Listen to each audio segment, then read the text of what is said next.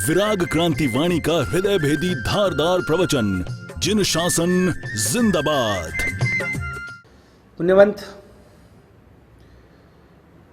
अनंत अनंत संसार सागर में गोते खाते खाते हम मनुष्य जन्म को हमने पाया और आज हम एक मनुष्य के रूप में इस संसार के अंदर एक अच्छी सी जिंदगी जी रहे हैं।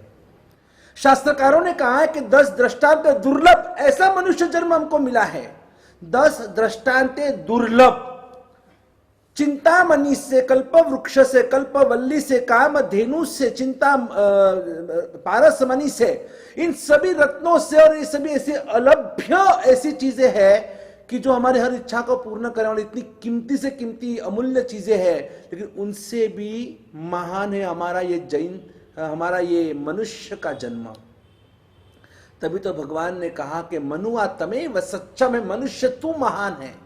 मनुष्य की महानता के गुण परमात्मा ने स्वयं ने 12 पर्षदा के बीच में परमात्मा ने ये हम सभी के गुण गाए कि मनुआ तमेव सच्चे में मनुष्य तू महान है।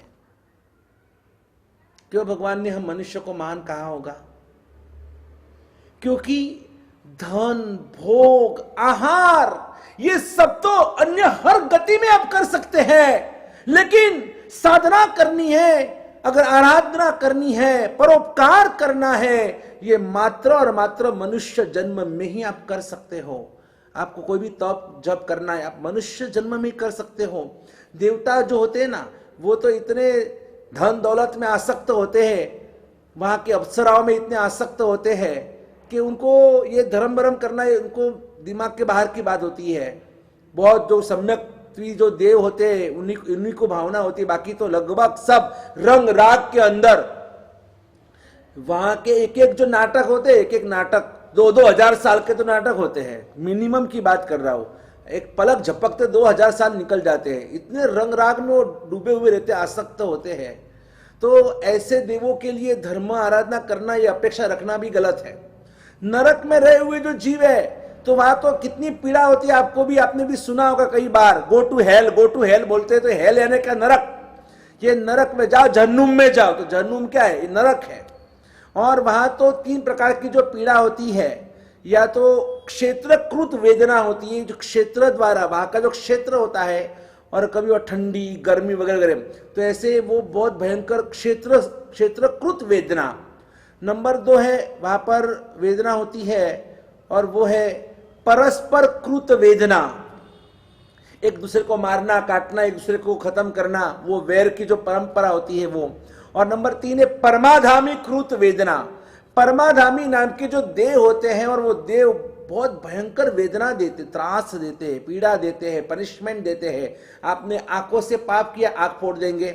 आपने बहुत किसी के रूप देखे, आपने बहुत दिन रात आप टीवी देखते हैं, आपकी आंखें फोड़ देंगे। आपने कानों से अगर आपने गलत किसी की बार बार निंदा सुनी है, या आपको बहुत पॉप म्यूजिक संगीत सुनना अच्छा लगता है, तो कान काट देते हैं। आपने जीभ से रात्रि भोजन किया, भक्ष्य अनंत काय का सेवन किया, आपने कुछ भी नहीं खाने जैसी चीजें खाई, या फिर आपने रात्रि भोजन किया, या आपने 4 महाविगयों का सेवन किया, मांस, मदिरा, मक्खन यानी कि चीज वगैरह, या होटल में जो आप खाते हैं, और शहद, मध, ये 4 महाविगई है। मांस, मदिरा, मक्खन और मध, ये 4 महाविगई खाने वाला निश्चित रूप से नरकगामी बनता है।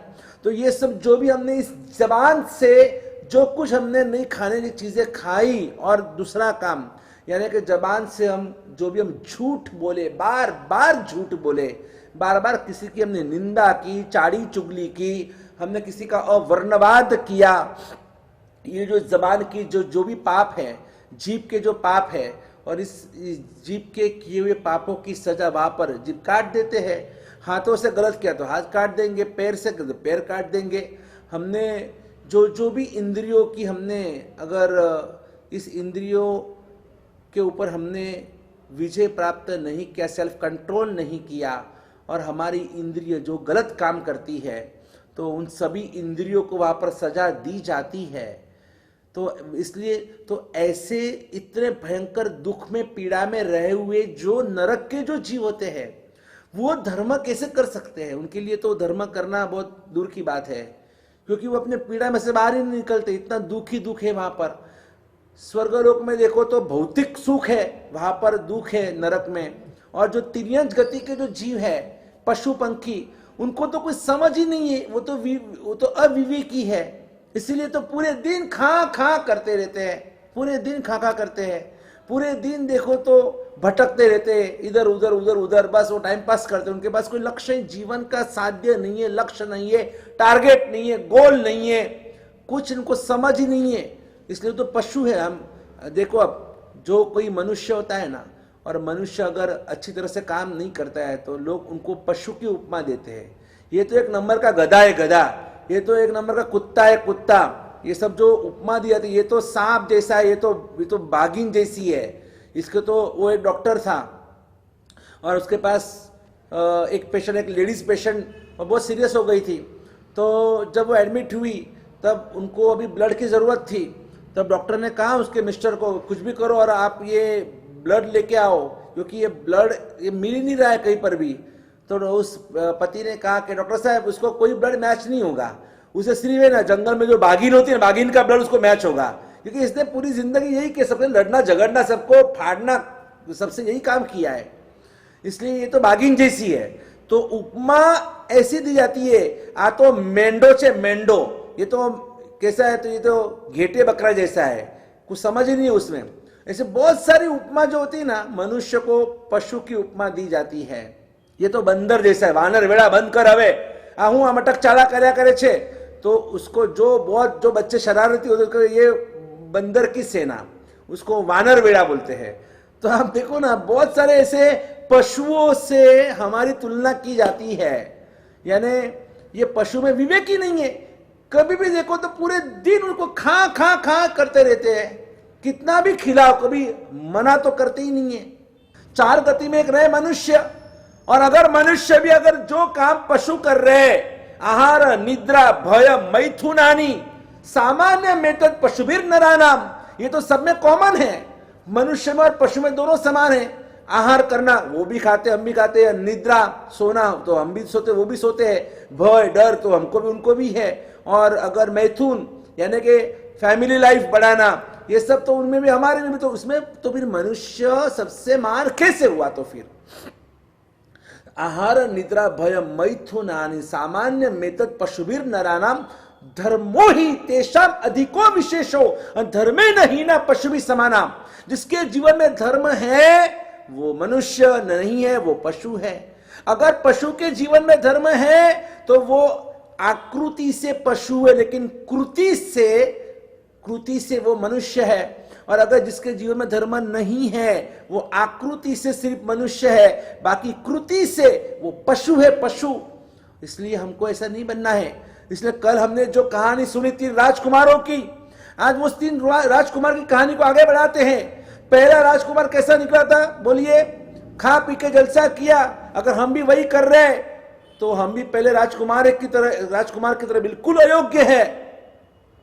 आपको पता है कंडरिक और पुंडरिक नाम का एक अध्ययन शास्त्र में वर्णन किया गया। कंडरिक और पुंडरिक दोनों सगे भाई थे और दोनों को वैराग्य हुआ, दोनों को दीक्षा लेने के भाव जगे। तो कंडरिक ने कहा कि बड़े भाई आप पुंडरिक आप राजा बनो और मैं महाराजा बनता हूं, यानी कि महाराज साहब बनता हूं। आप राजकाज संभालो, आप बड़े हो तो आप ही संभाल लो, मुझे तो दीक्षा लेनी ही है और मैं दीक्षा बहुत सुंदर रूप से मैं पालन करूंगा और बड़े धूमधाम के साथ। और कंडरिक राजकुमार की दीक्षा हुई और पुंडरिक राजकुमार राजा बने। पुंडरिक राजा बने, कंडरिक महाराज यानी के साहेब जी बने, गुरु भगवान बने। 1000 वर्ष का चारित्र का पालन किया। उस समय आयुष्य बड़ा था, 1000 साल का आयुष्य का पालन किया। और 1000 साल की ये जो चारित्र की पालना करते करते इतना घनघोर तप किया, चलते हैं ना तो हड्डियां भी खड़खड़ बजती है, इतने वो एकदम दुबले पतले हो गए। हमारे हेमेंद्र सागर महाराज साहब जी को भी आप देखते हैं, वो भी ऐसे ही है, चलते तो हड्डियां खड़खड़ बजती है उनकी, जिन्होंने अपने पूरे देह की माया ममता का त्याग कर दिया। ऐसे बहुत सारे महात्मा हैं, बहुत सारे साधु साध्वी जी भगवंत हैं जो ऐसे सुंदर इस शरीर से तब साधना करते रहते हैं। जो हमारी बहन ने 108 उपवास की, सुमिता बहन ने आराधना की, ये कैसे कैसे दीवाने हैं, कैसे कैसे ये हमारे जिन शासन के साधक हमको सामने दिखते हैं। 1000 साल तक चारित्र का पालन किया, चुस्त पालन किया, तब आराधना की और शरीर को क्रुश कर दिया। और यहाँ पर पुंडरीक 1000 साल तक उसने राजपाट संभाला, वो राजा बना है और बहुत सुंदर रूप से उसका राज्य व्यवहार चल रहा है। और एक दिन अचानक ये जो कंडरिक जो गुरु भगवान थे, उनकी तबीयत बिगड़ गई और वैद्यों ने कहा कि आपको अब दवाई लेनी होगी, नहीं तो आपके जान को जोखिम है। ठीक है, बड़े गुरु भगवान की आज्ञा से उन्होंने दवाई शुरू की, विहार करते करते, और अपने भाई महाराज के भाई के राज में आए, यानी पुंडरीक राजा का जो राज था उसमें वो उनका आना हुआ विहार करते करते। और वो दवाई का सेवन करते करते वैद्य ने कहा कि ये सब है ना, आपको घी के साथ, दूध के साथ, मलाई के साथ, मिठाई के साथ ये दवाई खानी होगी। तो ऐसे करते उनको वो एक टेस्ट लगा, टेस्ट, वो जो टेस्ट था वो टेस्ट उनको ऐसा लग गया कि अब रोज रोज मिठाई, रोज रोज ये नई नई आइटम्स, तो सब समझ गए कि इनको जरा अब लालसा जग चुकी है। 1000 साल तक तो इतना तप किया, अब वो लालसा का उदय हो गया है। तो आचार्य भगवान ने कहा कल हमारे यहाँ से विहार है। तो डर गए कि विहार होगा तो फिर मेरे ये सब गोचरी का क्या, फिर जो मुझे अब यहाँ पर जो इष्ट गरिष्ठ पदार्थ मिल रहे तो वो सब तो फिर बंद हो जाएगा। इसलिए उन्होंने कहा नहीं अभी मेरी तबीयत और भी अच्छी नहीं है, थोड़े दिन रुकते रुकते करते करते और रुके। फिर आचार्य भगवान कहा नहीं कल तो हमारा फाइनली विहार है। तो विहार भी हो गया, तो वो भी चले गए अकेले तो रुक नहीं सकते, तो उनका भी विहार हो गया। लेकिन मन तो गुचरी में है, मन में वही आहार की संज्ञा और वो लालसा। ये जीभ बहुत बड़ी खतरनाक है, उसको लूलीबाई कहते हैं। लूलीबाई लप लप लप लप करती रहती है, इसमें हड्डी नहीं है, इसलिए इधर वो टेढ़ी मेढ़ी चलते रहती है और पूरे दिन लप लप करती है। मेहनत दांत करे और मजा जीभ ले। कितनी मेहनत, 32 बार चबा चबा कर दांत इतनी मेहनत करते हैं, और ये जीभ तो ओ या एक ही झपक में सब पूरा नीचे उतार देती है। इसलिए ये जीभ से बहुत बचकर रहना चाहिए, इसको कंट्रोल में रखना चाहिए, बोलने में और खाने में पीने में भी। जब भी जो मिला और बस खा करते रहे तो हम भी पशु है। जब जो मिला, जब भी समय में, जब भी टाइम मिला बक बक बक करते रहते। तो खाना और गाना दोनों में कंट्रोलिंग होना चाहिए, यानी तो ही हमारा व्यवहार और हमारा पेट, शरीर सब कुछ हम बचा पाएंगे। और कंडरिक मुनि के मन में होगा कि मुझे अब दीक्षा में नहीं रहना है, बस अब मुझे ये सब मेरे से नहीं होगा। 1000 साल के चारित्र के बाद अब विचार देखो, ये विचार मन बहुत विचित्र मन हम सबको मिला है। ये अप एंड डाउन होते रहता है, अप एंड डाउन। मरकट समा आ मन थकी हूं तो प्रभु हार्यो हवे। ये मरकट यानी माकड़ा, मन इज मंकी, हुपा हुप करते रहता है और इनके दिमाग में वही चक्कर चल रहा है। वो अकेले वापिस आए अपने भाई के राज में, और आने के बाद और सेवक को समाचार मिल गए कि यहाँ पर तो भाई महाराज अकेले आए हुए हैं। उन्होंने राजा को बता दिया। पुंडरीक राजा दौड़कर आए कि अचानक क्या हुआ, आप अकेले कैसे यहाँ पर, क्या हुआ, सब ठीक ठाक तो है ना, कुशल मंगल तो है। देखा तो ओघा रजोहरण पेड़ के ऊपर लटका कर रखा हुआ है, पेड़ के ऊपर, और उसके नीचे वो बैठे हुए हैं। बोला अब क्या ये पेड़ के ऊपर रजोहरण क्या हुआ? बोला नहीं बस अब मुझे ये चारित्र नहीं चाहिए, अब मुझे अब घर पे आना है। अरे ये वन वे है भाई महाराज, एक बार जिसने चारित्र ले लिया सो ले लिया, चाहे फिर वो अंतिम सांस तक आपको चारित्र आप छोड़ ही नहीं सकते। नहीं बस मुझे नहीं रहना है, मुझे अब ये दीक्षा नहीं चाहिए।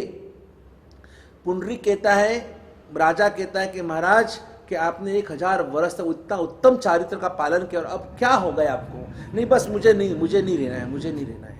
और आखिर में कितना समझाने के बाद आखिर का एक काम करो, अगर आपको सच में अगर नहीं रहना है ना, इस वेश को मैं नीचे नहीं रखने दूंगा। एक काम कीजिए, आपका वेश मुझे दीजिए और मेरा वेश आपको जो करना है करो, ठीक है। और उसी उद्यान के अंदर दोनों भाइयों ने अपना वेश परिवर्तित कर दिया। राजा महाराजा बने, महाराजा राजा बन गए। पुंडरीक राजा में से पुंडरीक मुनि बन गए, और वो कंडरिक मुनि में से कंडरिक राजा बन गया। और यहाँ पर पुंडरीक मुनि और ओघा लेकर चले गए और वहां पर दीक्षा की विधि गुरुदेव के पास जाकर वापिस की, और ये कंडरिक राजा बन गया। राजा बनते उसने कहा मेरे लिए ये बना, वो बना, ये लाओ, वो लाओ, और पूरी लिस्ट तैयार कर दी खाने की। और अभी 1000 साल तक कभी इतना खाया नहीं था। एकदम शरीर क्रुश हो चुका था तप कर कर कर, और एक साथ में इतना खा खा खा खा किया, और ऐसी तबीयत बिगड़ी कि कोई सेवक पास में आने को भी तैयार नहीं है।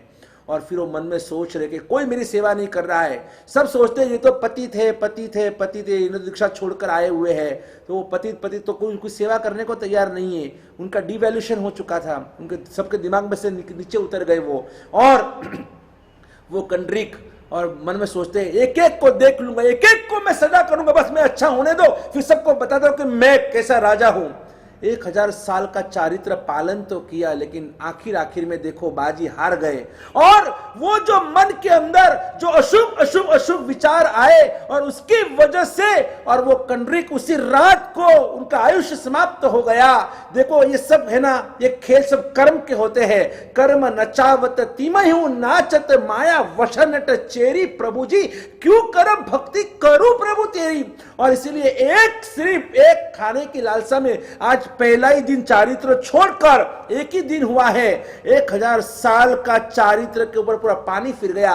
और एक ही दिन में इस इंद्रिय के गुलामी की वजह से, और वो एक दिन का चारित्र की भ्रष्टता के कारण, लालसा के कारण, मन में आर्त रौद्र ध्यान के कारण, और वही रात को वो उनका देहांत हो गया, मर गए, और मरकर सीधे 7वीं नरक में चले गए। ये कौन? कंड्रिक 7वीं नरक में गए, और पुंडरीक, और जब उनका आयुष्य पूरा हुआ उन्होंने अपने आत्मा का कल्याण कर लिया। तो ये है, ये पहले राजकुमार की तरह हमको नहीं बनना है, ना तो दूसरे की तरह हमको बनना है, तीसरे राजकुमार की तरह। बस यही सस्पेंस को हमको सुनना है आगे भी, कि ये क्या हम तीसरे तक कैसे पहुंच सकते हैं। ये पहले हम तो पहले में से बाहर ही नहीं निकल रहे, लेकिन इसी हमारी मनोवृत्ति को कंट्रोलिंग करने के लिए ही हम ऐसे गुरु भगवंतों के, जितने गुरु भगवान प्रवचन दे रहे, जहां आपको जो अच्छा लगे, श्रुणोति इति श्रावक, सुनोगे तो जीवन में यूटर्न आएगा, जरूर आएगा। सुनते रहिएगा, विचार विमर्श करते रहिएगा, और उसकी अनुप्रेक्षा कीजिएगा, आपको बड़ी मजा आएगी। क्या मैं इन 3 में से कैसे राजकुमार की तरह हूं, सुनेंगे आगे। बोलो जय गिरिराज, जय आदिनाथ, बोलो मेरा बाला से महाविष्णु भगवान की जय हो, बोलो वर्तमान गच्छाधिपति अचम दौलत सागर सुरेश्वर जी महाराज की जय हो। शतक सिंह शतकवीर, नॉट आउट 100। सुविशाल गच्छाधिपति पूज्यपाद आचार्य देवेश श्री दौलत सागर सूरीश्वर जी महाराजा के जन्म शताब्दी अनुमोदनार्थ ऐतिहासिक 36 महाअनुष्ठान महोत्सव समिति पुणे।